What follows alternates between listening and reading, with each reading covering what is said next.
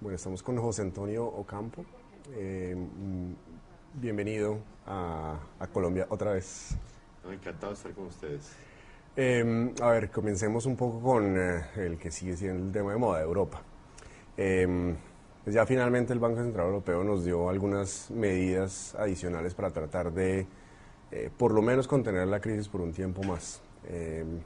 Pero usted estaba mencionando previamente que usted todavía tiene una preocupación importante en el tema de Grecia, en el tema de Europa, que es Grecia, precisamente, pensando lo que viene hacia el 2013. ¿Por qué no nos comenta un poco por qué Grecia sigue siendo una preocupación y no tanto España o Italia, que eran los países que hasta el momento parecían ser los del problema hasta antes de que el Banco Central Europeo tomara las medidas recientes? Bueno, uno puede pensar que España e Italia, si quieren acogerse al programa que aprobó el Banco Central Europeo, acudirán al Fondo de Estabilidad Monetaria Europeo para firmar un programa, aunque sea un programa contingente, ¿no? Como es parte de los que están acogidos bajo la propuesta del Banco Central Europeo. Entonces, de alguna manera, esos casos están protegidos y eso es lo que se reflejó en la baja del mercado. De hecho, Portugal e Irlanda también están cubiertos por ese programa, ya tienen acuerdos. De esta manera, el país, digamos, en una situación complicada que no está bajo el acuerdo de Grecia. Y Grecia, de acuerdo con todos los análisis, incluso con el propio gobierno, no puede cumplir con los compromisos adquiridos. Yo creo que esto va a generar alguna fricción en algún momento, entonces habrá que tomar la decisión de si hay un cambio en las condiciones del programa griego o si de alguna manera se obliga a Grecia a salir del euro. Entonces yo creo que si se obliga a salir del euro, que es una de las posibilidades, la situación es muy complicada porque va a generar una reacción muy negativa en Portugal, en España, digamos, y que vamos a ver si el programa del Banco Central Europeo es suficiente para manejar esa coyuntura que será muy difícil de manejar. Hasta ahora ha habido retiros de depósitos en España, por ejemplo, pero no hay una corrida bancaria en gran escala como la que se podría generar, a mi juicio, si Grecia sale del euro. ¿Cuáles son las medidas que uno esperaría que se tomen en el lapso de aquí durante el 2013 para que esta crisis como que por lo menos tenga un prospecto de que eventualmente uno va a salir del problema? Pues hay muchos temas, está el tema de la unión fiscal, está el tema de la unión bancaria. Hay muchas propuestas en la mesa, pero pues obviamente uno de los problemas ha sido la implementación. Eh, ¿Usted cómo ve los tiempos de que algunas de esas medidas que son necesarias se den y que sean por lo menos suficientes o en la dirección correcta de pensar de que Europa eventualmente va a poder salir de este problema? Yo creo que bueno, la medida que sigue la llamada unión bancaria. La unión bancaria debe eh, ser aprobada de acuerdo con el cronograma en diciembre, la reunión de jefes de Estado de diciembre. Es importante porque los alemanes ya han anunciado que no aceptarán un seguro de depósitos europeo si no hay supervisión europea. Eso fue lo que dijo la señora Merkel en la reunión de jefes de Estado de julio. Entonces, por eso me parece absolutamente esencial que lleguen a ese acuerdo para que comience a reducirse esta fragmentación del mercado europeo, que es uno de los temas, uno de los efectos más perversos de la crisis, que en vez de unificarse, el mercado siguió fragmentado y con la crisis se fragmentó todavía más. Y creo que es la parte más necesaria desde el punto de vista financiero. Yo también creo que en algún momento tienen que acordar los jefes de Estado que los recursos, los 500.000 millones de euros con los cuales se capitaliza el Fondo de Estabilidad Monetaria, puedan apalancarse, porque todos los análisis indican que para hacer frente a una corrida pues, mayor escala digamos, en España o en Italia, se necesitarían recursos de algo así entre 1,5 millones y 2 billones, perdón, sí, 2 billones nuestros de euros. Y eso pues se necesita multiplicar por 3 o por 4, digamos, la capacidad del fondo. Yo creo que por eso se ha propuesto, por ejemplo, que se le dé una licencia bancaria para que pudiera incluso redescontar los préstamos que otorga en el Banco Central Europeo, como cualquier banco. Entonces ese me parece que es otra serie. Y por supuesto, lo que hablábamos anteriormente, darle una solución definitiva al tema griego. Si usted fuera asesor económico de Angela Merkel, ¿cuáles serían como los 2 o 3 principales argumentos o consejos que le daría para ir en la dirección correcta? Pues me imagino que algunos de los que me ha mencionado ahora, pero específicamente a Angela Merkel. Yo creo que ella, o sea, un consejo que yo le daría es que haga público cuál es el costo para Alemania de salirse del euro o de una crisis del euro. Es que, para ponerlo claramente, si Alemania no fuera parte del sistema euro, la revaluación, la apreciación que hubiese tenido el marco alemán hubiera sido similar a la del franco suizo. O sea, ya no podrían estar compitiendo en muchos productos, no solamente con China y exportando a China como lo están haciendo, sino que incluso no serían muy competitivos en el propio mercado europeo. Entonces los costos para Alemania o sea, los beneficios para Alemania del euro son muy grandes y los costos de salirse son muy elevados, porque significa perder eso y también imagínense lo que es renegociar todos los créditos que tiene Alemania en euros a otros países, si Alemania se llega a salir del euro. Entonces, para Alemania estar dentro del euro es un beneficio enorme, pero da la impresión, para los que digamos, leemos sobre el debate alemán, de que la presentación es la opuesta, de que Alemania es la que está pagando. Creo que Alemania también es una gran beneficiaria del euro. Claro, claro. Ahora que estaba mencionando China, entonces voy a salirme del tema de Europa. Anteriormente usted estaba mencionando que su gran preocupación realmente es China. Ahora China pues viene en un proceso de desaceleración que en cierta forma es positivo en el sentido de que pues China está creciendo en estados que no eran sostenibles. Lo que pasa es que está dándose en un momento en que la economía global también se está desacelerando. Obviamente la preocupación también hacia adelante es que la situación de China se pueda salir de control y entonces pues China sea el siguiente paso en otra grave crisis financiera o económica global. ¿Usted cómo ve las perspectivas de China y cuánto tiempo cree que podría haberse una situación adversa proveniente de China? A ver, para ser claro, a mí digamos, no estoy preocupado por China en el sentido que estoy preocupado por Europa. Digamos, Europa estamos hablando de una recesión y quizá de digamos, de una crisis mayor del euro, que hoy en día tiene una probabilidad baja, pero todavía existe. En el caso de China, mi preocupación es que no haya un acuerdo político para poner en marcha un paquete de reactivación de la misma magnitud, y a mi juicio eso es prácticamente imposible, la misma magnitud del paquete del 2008-2009. Yo creo que eso es imposible porque han cambiado mucho las condiciones.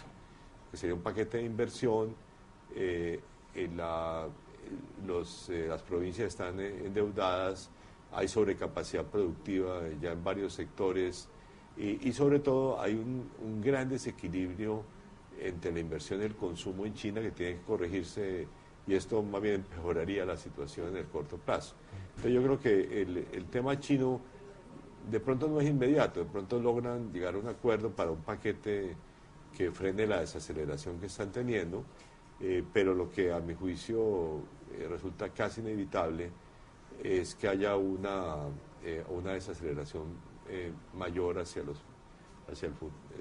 adelante.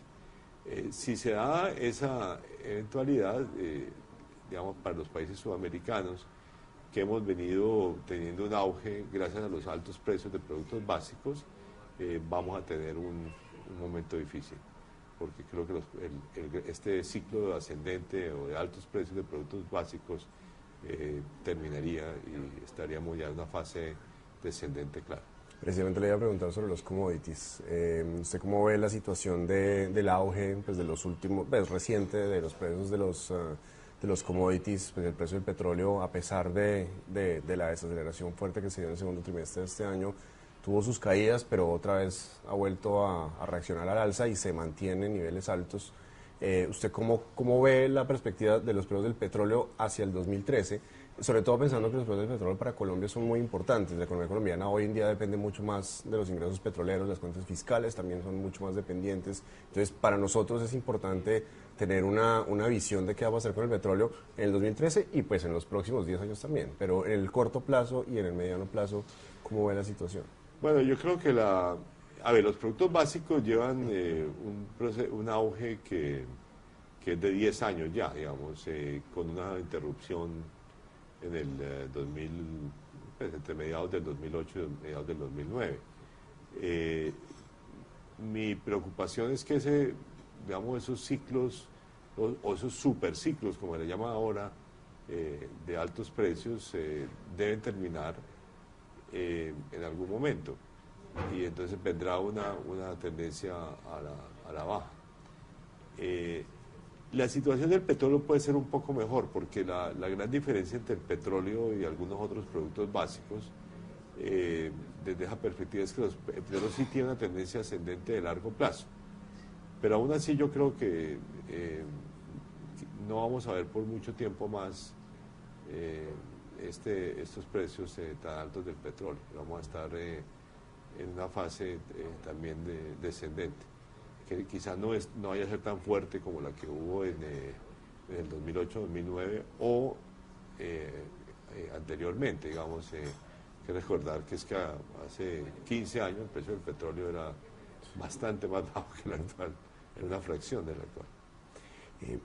Trayendo un poquito el tema a Colombia, pues evidentemente en los últimos años y todavía va a seguir por un tiempo más, los bancos centrales de los países industrializados están otorgando liquidez en masa a sus respectivos mercados, y eso está teniendo un impacto sobre las economías emergentes y específicamente el tipo de cambio.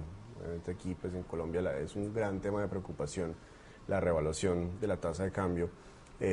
¿Cómo hacer para enfrentar a la Fed, al Banco Central Europeo, al Banco Central de Inglaterra, con una tasa de cambio que se está apreciando, en parte también porque Colombia pues tiene unos fundamentales que son sólidos, y qué papel adicional debería llevar a cabo el Banco de la República? A ver, yo creo que la Reserva Federal y el Banco Central Europeo están haciendo lo que toca, y el Banco de Japón, por cierto. O sea, esos tres bancos tienen que mantener tasas de interés muy bajas hacia adelante, lo mismo el Banco de Inglaterra, o sea, todos los bancos de países industrializados básicamente tienen que mantener tasas de interés bajas por sus condiciones internas.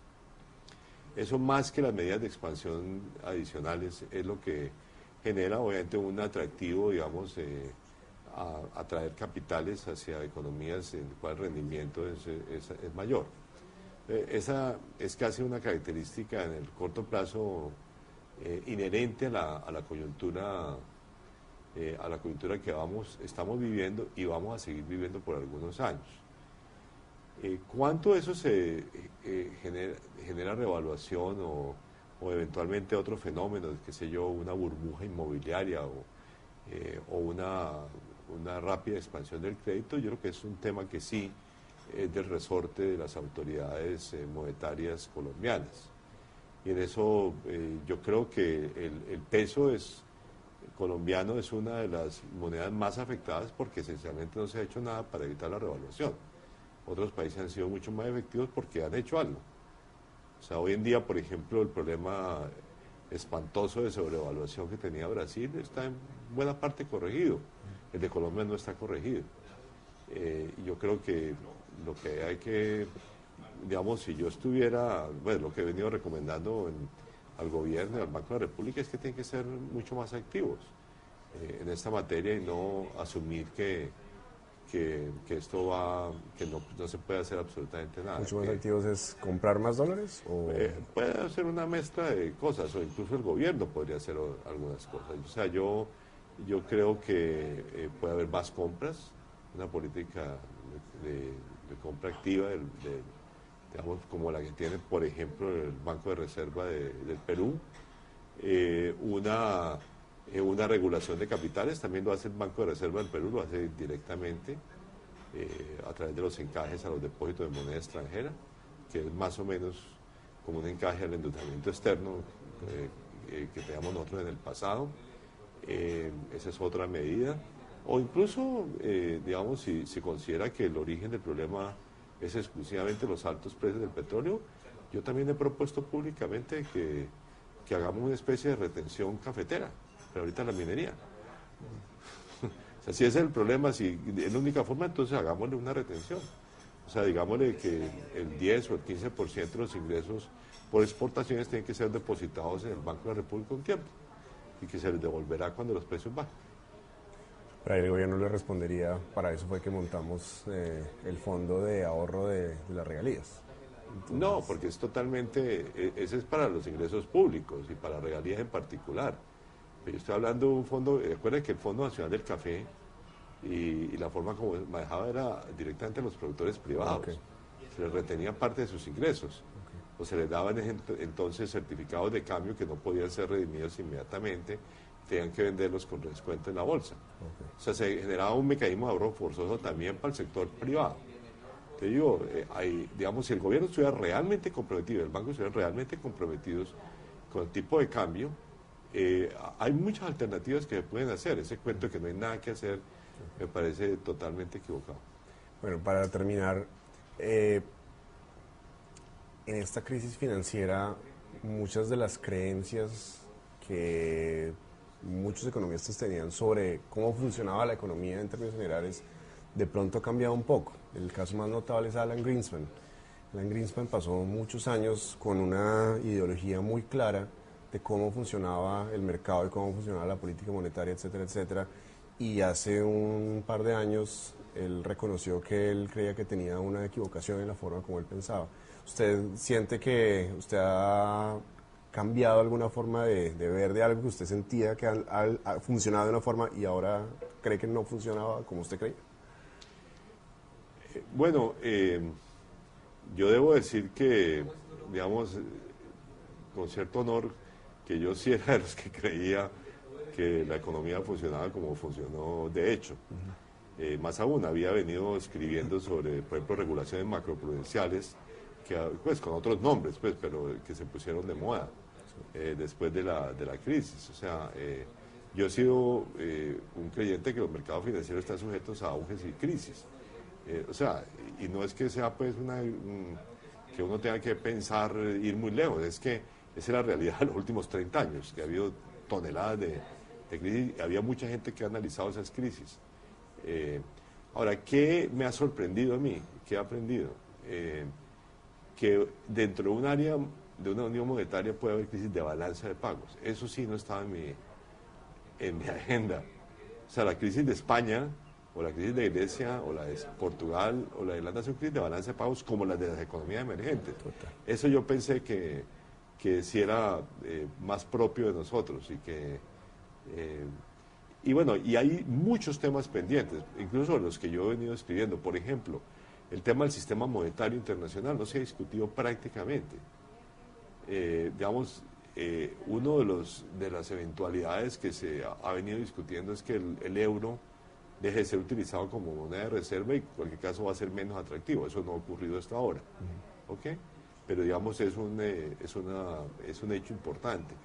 El yuan o el renminbi chino van a comenzar, y el gobierno está interesado en internacionalizarlo y ha tomado pasos para que Hong Kong y ahora Taiwán y en el futuro aparentemente Londres sean centros para transar en renminbi, pero no tiene perspectivas importantes. Entonces, el dólar tiene muchas deficiencias que han sido requete analizadas, incluyendo el hecho que discutíamos anteriormente, de que todos nos volvimos sujetos a la política monetaria de Estados Unidos, que no es una política monetaria internacional, pero es sobre una moneda internacional.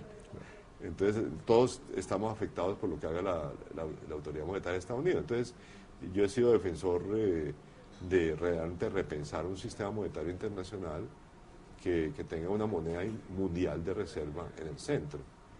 Como los DEC. Sí, que sean pues los DEX. Eso fue una discusión a lo largo del tiempo, pero cuando se dio con mayor seriedad fue a comienzos de los años 70, cuando de hecho el propio Banco de Inglaterra propuso entonces hacer un sistema monetario internacional basado en los derechos especiales de giro del Fondo Monetario. Entonces, ese es, por ejemplo, un tema totalmente pendiente. Yo creo que es, digamos, pero realmente lo que a mí más me sorprendió es el tema de las crisis de balanza de pagos dentro de una unión y el hecho de que, digamos, pongámoslo de esta manera, cuando yo fui ministro de Hacienda, uno iba a vender bonos a Europa y eso era una cosa curiosísima, tenía que ver una cantidad de sitios porque tenía que emitir en distintas monedas, incluso si quería, eran mercados totalmente fragmentados, ¿no es cierto? Entonces dije, qué bueno el euro nos va a solucionar este problema, vamos a poder hacer emisiones digamos, de bonos colombianos en euros, entonces vamos a tener un mercado, digamos, integrado. Es curioso, no solamente no se integró, sino que con la crisis se desintegró lo que se había integrado y muchísimo más. O sea, hoy en día el sistema financiero europeo está tan fragmentado quizá como estaba antes del euro. Eso también para mí ha sido una sorpresa. O sea, hemos aprendido mucho de los problemas de cómo crear una unión monetaria. Totalmente. Y las dificultades que es crear una unión monetaria. Totalmente. Muchísimas gracias. No, encantado de estar con ustedes hoy. Muchas gracias.